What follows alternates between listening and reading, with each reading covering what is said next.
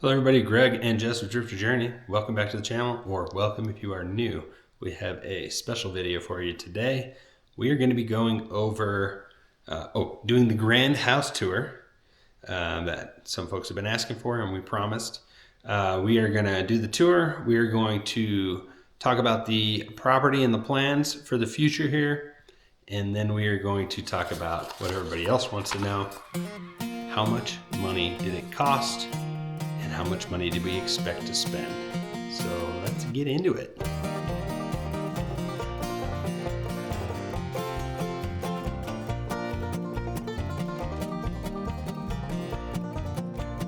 Okay, so it is going to be fairly quick to do the entire tour because the house is not that big. When we designed it, Jess did all the drawings. We put it in a little thing and then brought it to architect or sketcher, whatever you want to call it. We did a 24 by 36 building. The garage is under us, so that comes out to I think 840 square feet. But just so you know, we'll go over some of the things you'll forget and not know about as non-builders, or we should have just thought about it, but we didn't. You lose space to 2x6s and 2x4s and drywall. So the rooms ended up a little smaller than we drew them. The entryway, we got a front door right here, and wood stove next to the couch. So the wood stove is going to be our primary heat source because we can get wood out of the woods for $8 a cord. And we don't think we're gonna have to burn that much. It's gonna be really cheap to heat the home. This whole side is our south face. So we put extra windows in here so that we can get the winter sun. It comes through the windows in the winter, and then in the summer it goes up over our little eave to not put direct heat into here. So it helps us with some passive solar. But we got one of the smallest kitchen tables we could find. And then you go into the kitchen area, which open concept. Everything's an open concept so far. But we did some stainless appliances, got a package on sale. We did maple cabinets, which all turned out pretty nice. We're happy with those. They're nice, all soft close. We did a couple shelves, which we did these, which was a fun little project. And something we weren't planning on doing, but we were told we'll like it when we're older. Some under cabinet lighting.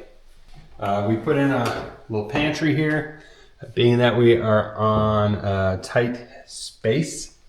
We tried to optimize everything we could to make sure that we had enough room to put everything away so we didn't have everything out, which is still can be a little bit of an issue in this space.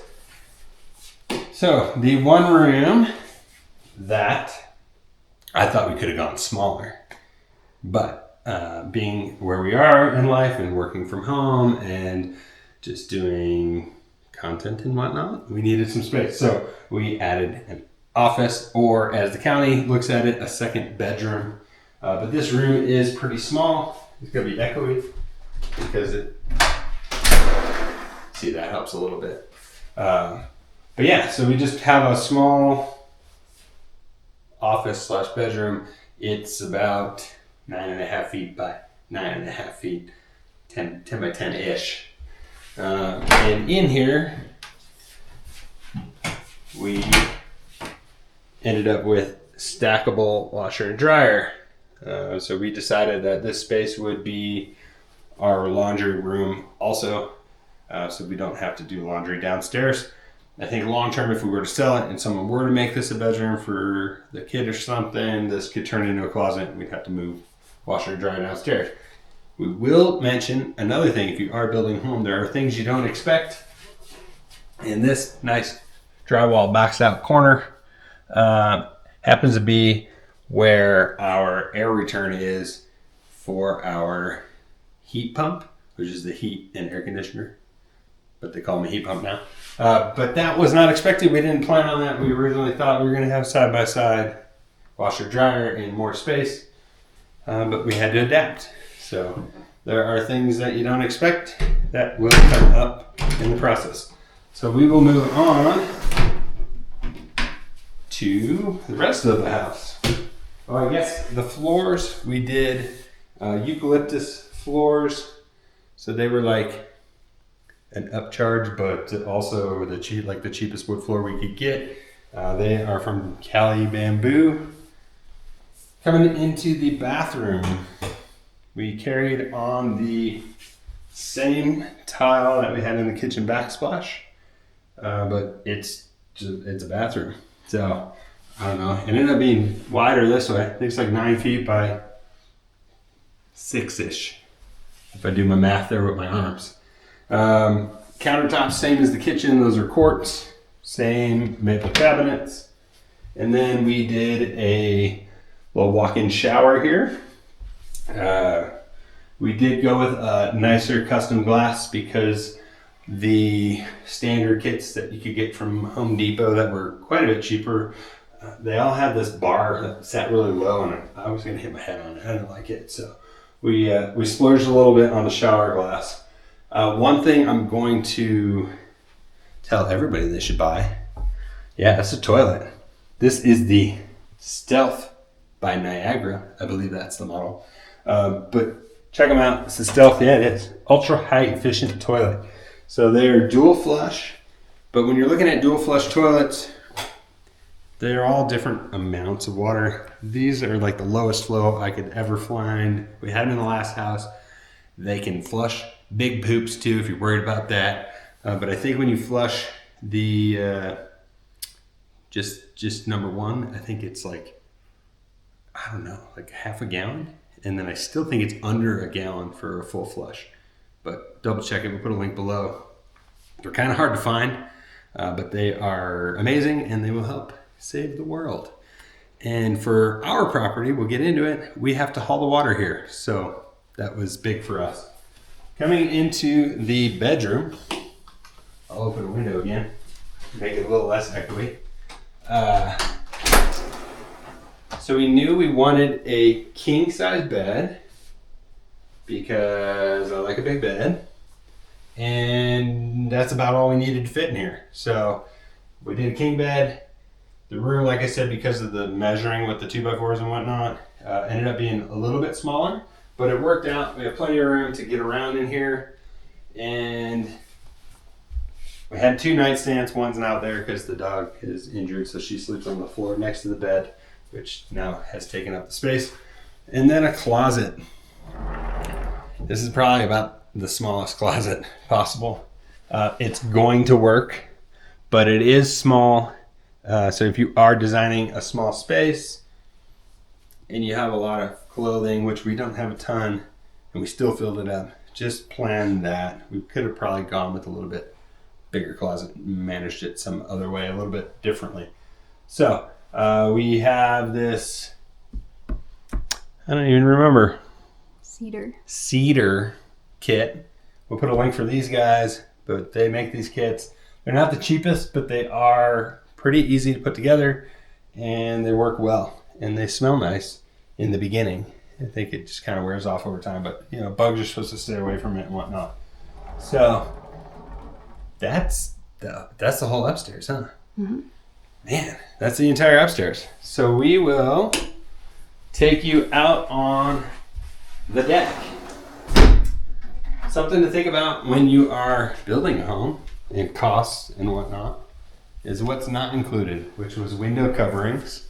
So you get hit with all these things after the fact that you didn't expect. But yeah, so the deck itself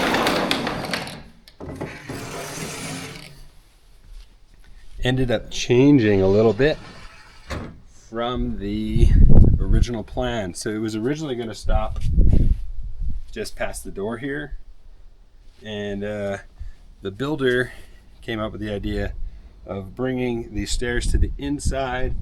We extended the overhang here to 3 feet, which in theory was supposed to push all the water beyond the staircase and the snow, because we get a lot of snow in the winter beyond the staircase. It didn't quite pan out. If you're going to do that, I would extend it at least, I don't know, 6 to 12 inches beyond where you're at. it's just falling in, so we're going to have to figure something out. We're probably going to add gutters later and hope that snow doesn't rip them off. But we ended up with this massive deck, and we put in a cable system. Jess and I did that. A little help from her dad.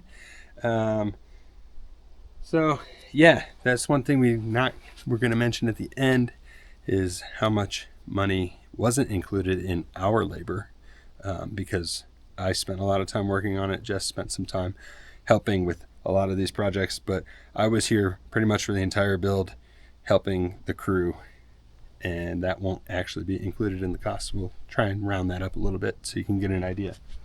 So I'm going to pass it to her to talk about the outside and the land, and then we will go down into the garage shop to finish out the tour, and then we will come back and talk about numbers. Let's talk about today's video sponsor, Epic Water Filters. We love them because they are working hard to eliminate single-use plastic bottles, as well as provide clean drinking water for people across the world. You can shop their household products, such as this countertop filter, their in-fridge pitcher, and an under-sink mounted filter that taps into your countertop, as well as Nalgene bottles in 1 and 1.5 liters with awesome graphics. There's a ton to choose from, and interchangeable filters. So once you have a bottle, you don't have to buy another bottle. You can just keep getting filters that are made in the USA. They make a tap water filter, which is great for everyday use. If you're looking for something for travel or the outdoors, you can get their everywhere filter, which filters out more particulates and bacteria, etc. Shop the link in the description below and use the code DRIFTERJOURNEY for a discount. So guys, we have big plans for this property. One of the main reasons why we wanted a place like this was to live in the country. You can hear our neighbors' horses. There is no HOA out here, so you'll notice in the background, structures of varying degrees of niceness, but it also gives us the ability to kind of develop a homestead the way that we would like to. And we initially just started this property with one lot, which is this kind of triangular lot, and it is 1.4 acres. And as we were in the middle of building the house, the lot actually next door to us came up for sale. And you can kind of see the back end of it over here. It's a rectangle right next to this lot, and it is 1.2 acres. So we now have a grand total of 2.6 acres that we can develop. We took down the fence that was between the two, which we actually put that up ourselves when we first closed on the first property. So we're going to end up developing that lot more with our homestead type things. So we're talking about a greenhouse, a garden, maybe bees at some point, maybe a pond with some ducks or goats or what have you. But ultimately, this property is big enough for us to kind of do whatever we want to do with it. And we initially just had the shipping container out here with our that was to store all of our stuff, and we were going to kind of put our garden up near that area, but it's pretty wet. We're blessed to be in kind of an area that has quite a bit of water. Groundwater actually seeps up, so it should be a pretty good area for growing, and we're excited about that because we are in southwestern Colorado, and it can be difficult to water if you don't have a well or like a water tie-in, like city water, like most lots do. So as Greg mentioned earlier, we do have to haul our water out to this lot because we don't have a well. We were trying to get one quoted as we were building, and it was very, very expensive, pretty cost prohibitive, honestly. So you can see this, those two gray caps in the dirt back here, those are going to be our freshwater cistern. It's a 1,700 gallon cistern, and we have a water tank on a trailer that we pull to a water fill station in town and then drive it back here and fill it up. So after about 6 months in the house, we've discovered we don't actually use that much water, which we anticipated because we've been on the road for so long that we're pretty conservative. So it's good to know that with high efficiency appliances and just general awareness, we're doing really good on our water usage. So when I talk about developing the property, I said most of what we're going to do from the homesteading perspective would be on the extra lot, and that's mainly because it's flatter and it will probably be easier to kind of like gravity irrigate the garden. So you can see most of the area that we're probably going to plant stuff in over here. We're talking about maybe doing an orchard as well, and we'll have to figure out the layout soon because we want to fence it all in because there's a lot of deer out here that are probably going to nibble on all of our food. But one thing I'm really excited about is partnering with companies like Lush and Dew. They did send me 2 of their seed banks in order to try out in the coming spring. And the nice thing about this company is they actually started during the pandemic. They were trying to figure out ways to grow their own food in a healthy and active way and make growing food fun for families. So, you know, and get the kids excited and included. And so they started making grow kits and these seed banks. So they sent me 2 kinds. Each seed bank comes with a grow guide, which is really cool because basically every page covers a bunch of different kinds of vegetables, and it talks about how to sow the seeds, whether they need full sun or more water or anything like that. So all the particulars of growing those certain things, and it's really nice to just have it in this quick little guide. So they do make fully customizable seed banks, but they sent us 2 of their kits that they make.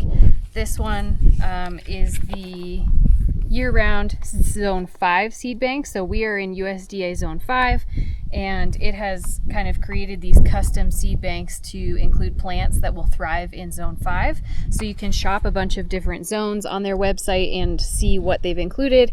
You can see it's a good variety of root vegetables, tubers, the leafy greens, and then we also have some fruit. So this one has strawberries, grapes, mulberries, cherries, and every single one comes in this cute little container.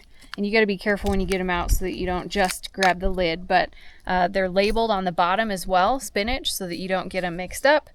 And since they're all kind of the same size container, there are obviously more seeds of some than others. For example, this one is the cherry, and so you only have, you know, 10 seeds for cherry in there. But there's a lot of other seeds in there too that are really cool. So I'm excited about that, and I'm excited the fact that they make a seed kit specifically for our grow zone. Zone 5 requires pretty hardy plants, so it's really nice that they kind of have those already organized into a kit, and I don't have to do a bunch of research about which varietals will grow better here versus a different zone. The second zone or kit that they gave me is the high yield raised bed kit. So it has some of the same things, like you'll see there's a strawberry, there's some spearmint, like they have some herbs. The lettuce, I think, was in this Zone 5 one as well. But this one also has some wildflowers, which I'm really excited about. So it's got chamomile, sandflower, zinnia, marigold. So this is their high yield raised garden bed kit, and we are going to be doing some raised garden beds as well. So I've got a raised garden bed right outside the shop door. That's going to be kind of my kitchen garden, and we'll sow some stuff that we will be resourcing often in that one, like some tomatoes or some herbs, and I'll probably use some of these in that. And then I would love to have some raised garden beds inside of my greenhouse as well, just for ease of, you know, planning and gardening and weeding and things like that. So I think that this raised garden bed high yield seed bank is really going to come in handy as well. So I think it's important to just kind of shop their website. These make really good gifts. I would definitely get some of these for like my mom and sisters who also love to garden for gifts. We will have a link in the description as well as a discount code. Drifter15 will give you 15% off your order, and you can feel free to follow along. I'll show you guys how it goes in the spring. This is obviously going to be a long-term thing, but I'm really excited to partner with them. So leave us any questions in the comments as well. Now that we've kind of talked about the property and our plans, let's head down to the shop, and Greg's going to show you all of that. Yeah.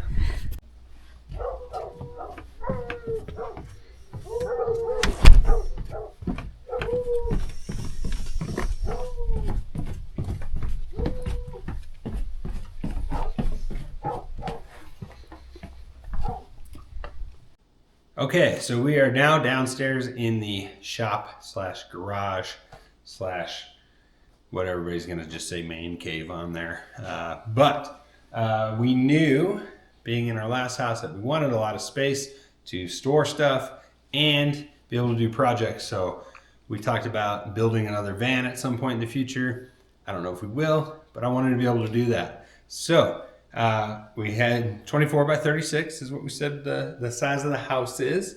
We do a standard width 2-car garage, so 16-foot width garage, which then allows us to come in like I don't know, that's probably 35 feet in the floor space here. But we did put in a 10-foot tall garage door. If you're building your own house and you know you want to put big things inside, it's much easier to do it beforehand. So they thought I was a little crazy when I said give me a 10-foot garage door, but we were super happy with it. we can actually come inside with the truck camper and pop it up in the garage, so it can make a guest quarters down here if need be, or anything else like that. Being that the house is small, you got to put all your stuff somewhere, and we get a lot of items sent to review and whatnot. This is our 3 toilet collection currently that we need to do a video for. But yeah, so we have a whole a wall of shelving here with all of our outdoor gear, camping gear and whatnot. We do have a full-size stand-up freezer and a smaller old chest freezer for our meat and Sicilian pizza, it looks like. But yeah, we hunt to provide meat, to go with the whole self-sufficient homesteading thing. We want to hunt most of our meat if we can. We got a deer this year, and in the future, ideally, we'll get a couple deer or an elk each year. And we also ordered a quarter cow locally. It's all grass-fed, good stuff coming this week. So we needed the freezer space for that. What else? Up along the top here, you can see these, what look like metal things. They're called cove heaters. We had these in the previous home as our secondary heat to a wood stove as a backup. We needed the garage heated, one, because if we're going to do projects in here, we don't want it to be freezing, and 2, our utility room is also down here. But yeah, surfboard storage, because we're in Colorado and we need the surfboard rack, because I'll surf once a year now when we go to Mexico. And then more camping gear over there. And then we'll go in, we got tools and just what's not pretty yet. We need to do touch-up paint and whatnot in here. But this is kind of the second bathroom / utility space and our water and water heater. So we have on-demand tankless water heater that runs on propane. And then the way that a cistern works, the cistern is out in the backyard. It has a pump in it, and then this is a pressurizer. I don't know if that's what you call it, but it basically is a big accumulator tank that pressurizes the whole house, and then it calls for when to pump more water into it. Another one of the stealth toilets. I was very adamant about having a second toilet in the home.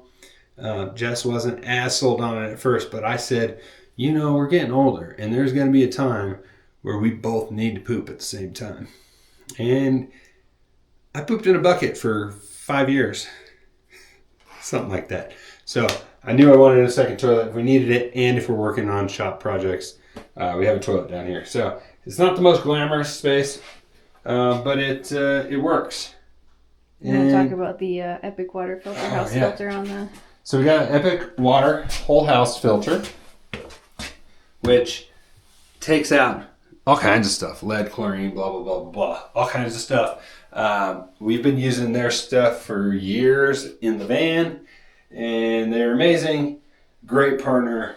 And so we said we want to have a little tap filter down here to have good, tasty, clean water coming from our tank in the backyard, which should be clean, but you never know. Doesn't hurt. Yeah, it doesn't hurt to clean things out, and it gets that nasty stuff that comes from the city water, which is what we get, and we just bring it here out of it. So yeah, that is the shop, and I don't think there's much else to talk about down here.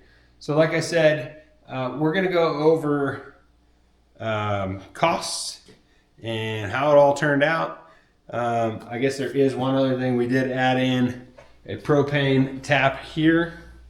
So if we want to put one of those hung propane forced air heats in here as an option. And then we actually put one upstairs behind the wood stove because our neighbor suggested it. He said, when we get older, we're not going to want to cut and split and haul wood, carry it up the stairs, which we do it in IKEA bags, and they're not the lightest. It is a process. So we did pre-plumb that in while we were building the house so that we can change it to propane someday. I don't think we will, but it's there in case we did want to, and it would be a total pain in the butt later.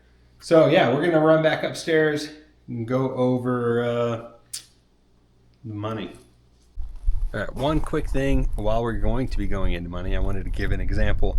We are in a mountain town, a resort town, Pagosa Springs, Colorado, and just to talk about how things are here in relation to the money, I'm going to talk about the driveway. Stone we actually finally got delivered yesterday. Small town makes it harder to get things, but we did get it, and the stone itself is $380 for this load, which we need more. But just to get it here, $400, because the closest gravel pit is about 45 minutes away. So a couple hours round trip each time they bring a load.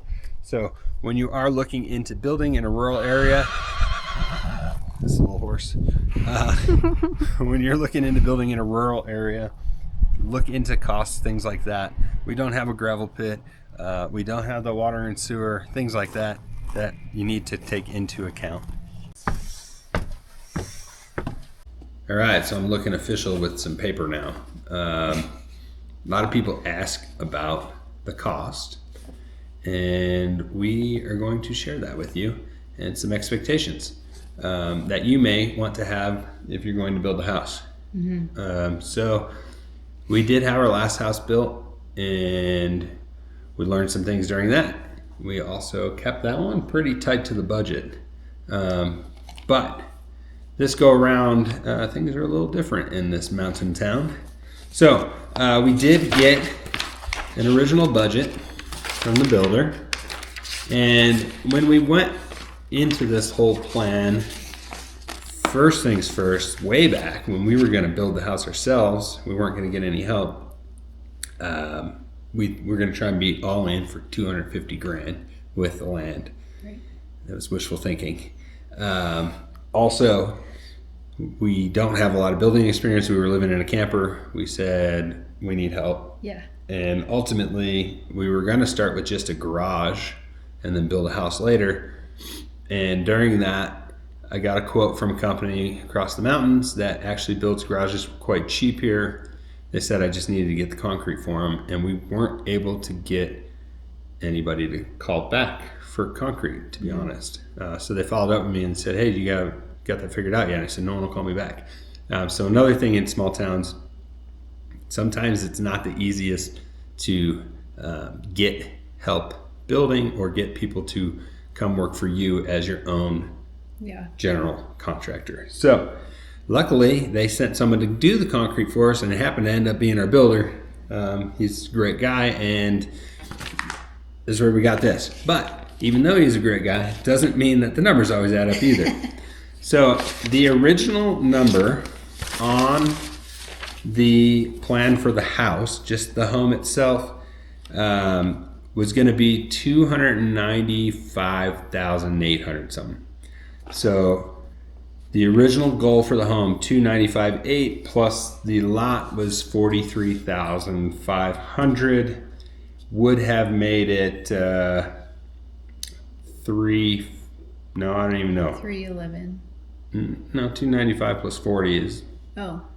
Yeah. That's why I asked. I didn't write that number down. I didn't write that number down. It doesn't matter. We would have been 335-ish all in. Actually, I think I had it somewhere. 338 or something. Anyways, our stretch goal when it came to this was 350,000. All in. That was our all-in That stretch would goal. include like the management fee for the general contractor. Everything. Yeah. Lot, land, Yeah. septic, blah, blah, blah, blah, blah. Everything. We were shooting for 315 max because we don't have traditional jobs anymore, and we need to keep things tight. So in the end, without including my labor and her labor, we ended up, the house was supposed to be $296. It ended up being $352. So we went over budget by $56,566, which if you talk to most people, They will say to expect, an overage of 10 to 30%. yeah, Which most is a people lot. say at least 20%. Yeah. But when you're talking $300,000, 20%, 60 grand real quick. So, But that's yeah. effectively what we went over, right? Yes. And in the end, I think he did end up cutting some out. I was doing other projects for him, helping him out. And I think he helped us out a little bit too. So he told me in the end that he didn't end up charging us for the machine, Yeah. rent that would normally get put into a build. So it would have been even more. So in the end, house was $352, $388 plus the land puts it at $395, $888. But when he says the land, that's just the first lot. The first if we were lot. to sell just the house with the lot that it's on, not the extra lot. We're at $396. Yeah. So 396,840 square foot house with a shop. Yeah. In Pagosa, I did just look up, the average home is $562,000. So we're quite a bit cheaper than the average home here. We are also quite a bit smaller. But in the end, I was nervous. You always, if you're building, you want to be not upside down. Yeah. And I do see in our area a large range of prices on, smaller homes without garages, things like that. So it's a tough one. But my gut says $425 for the house on this lot, and we paid $395. So we might be upside 30 grand. Yeah, maybe more, depending. But we're not selling, so it doesn't matter. Yeah. And it is interesting because most people don't want a house this small, but every single person that comes to deliver stone or bring the appliances, they say, oh, this thing's just what I need. Yeah. So we did build just what we need. We're excited about that. It does seem that in this day and age, houses keep getting bigger and bigger. And, ultimately, if we ever do sell this house and the lot next door, the listing literally may say, apartment above garage, build your dream home. Right. Because you can still build a home on the second lot. But I've also been throwing around ideas of building a home over on that lot for us to retire into that's even smaller than this one. And that's part of the reason why all the homesteading stuff on top of the land being a little flatter, easier to use. But if we, establish the orchard over there and the gardens and whatnot, if we do someday move over there, we could theoretically sell off this lot and this house and then just move into the tiny thing over there. So A lot of options. we got a lot of options for the next 30 years. And we're going to bring you along You're for going the to be on next YouTube for 30 years? Maybe we'll be on YouTube for the next 30 years. So yeah, that's where we're at with the second lot. That one we got a little bit cheaper. We got a deal on that one. We're in for about $438,000 total. Yeah.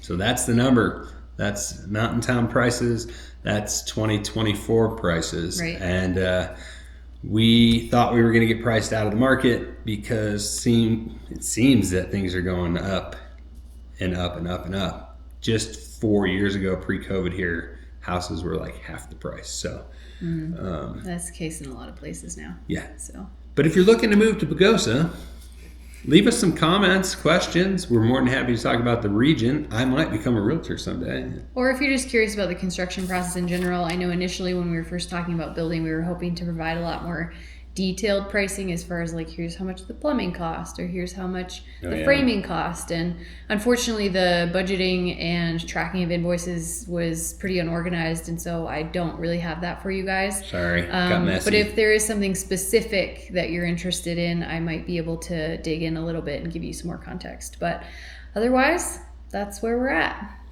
And if we would have built it by ourselves without any help and been capable of it, I still think we could have done it for, Maybe 2/3 of the cost. I think, less. He thinks half. I mean, obviously someone's going to have to pour the concrete most likely. I'm thinking, what did we say? We were $395 for this lot. I think we could have done it for under $300. So stay tuned. I might build a sauna and build the next little house now that we have a home to live in while we build. So Yeah, as you can tell, we have big plans. There's going to be a bunch of links in the description of the video for some of the stuff that we mentioned. There was one thing that we didn't talk about that I meant to, which is we actually outfitted the house and property with some security cameras, which comes in super handy when we travel. And when we leave Lupe, we can keep an eye on her in the living room. There's one right up there. It's currently off. You can make them go and leave you alone and hide. Yeah, so they mode. face away. That's Eufy. And yeah, we have it set up. Yeah, so highly recommend those. What do we get? We get alerts if something happens while you'll we're get a away. notification for sound detection or motion detection. So or pets or vehicles. It's supposed to have AI, so it should be tracking faces. So like it knows me for some reason, but not Greg. So if it sees me, it'll send a notification saying Jess has been spotted. Sometimes it gets me when I don't have a hat on. I'm bald, and it definitely gets me better. Yeah. So definitely check out those. Just links in the description, and then again check out the discount for the Lush and Dew seed banks and growing kits. They're a great company, and we're excited to partner with them. Sorry if that video is long and you're still with us. Thank you for watching.